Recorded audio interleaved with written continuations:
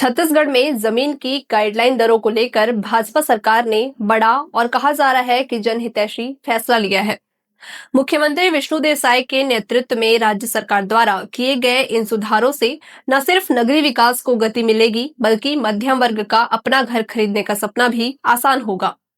दरअसल apex bank के chairman और भाजपा प्रदेश प्रवक्ता केदारनाथ गुप्ता ने जगदलपुर स्थित भाजपा बस्तर जिला कार्यालय में आयोजित पत्रकार वार्ता के दौरान इन अहम फैसलों की जानकारी दी है।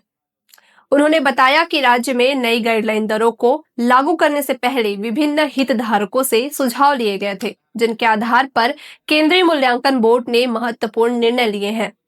केदारनाथ गुप्ता ने कहा कि अब नगरीय क्षेत्रों में 1400 वर्ग मीटर के भूखंडों पर लागू इंक्रीमेंटल गणना की व्यवस्था को पूरी तरह समाप्त कर दिया गया है। यानी अब जमीन के मूल्यांकन में अनावश्यक बढ़ोतरी नहीं होगी।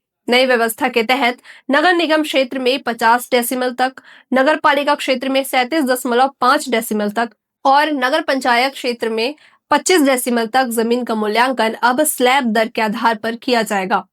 इससे आम नागरिकों को सीधा फायदा मिलेगा। इतना ही नहीं, बहुमंजिला इमारतों में फ्लैट, दुकान और कार्यालय के अंतरण पर पहले सुपर बिल्ड अप एरिया के आधार पर जो मूल्यांकन होता था, उसे भी खत्म कर दिया गया है।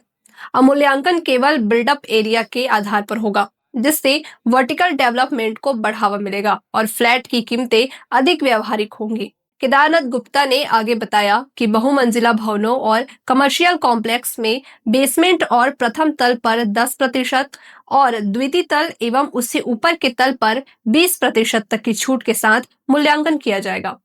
इस फैसले से साफ है कि सरकार का फोकस मध्यम वर्ग को राहत देने और किफायती आवास उपलब्ध कराने पर है।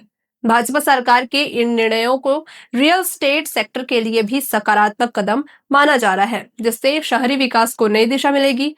कुल मिलाकर जमीन की गाइडलाइन दरों में किया गया यह सुधार मध्यम वर्ग, निवेशकों और आम नागरिकों तीनों के लिए राहत भरी खबर है।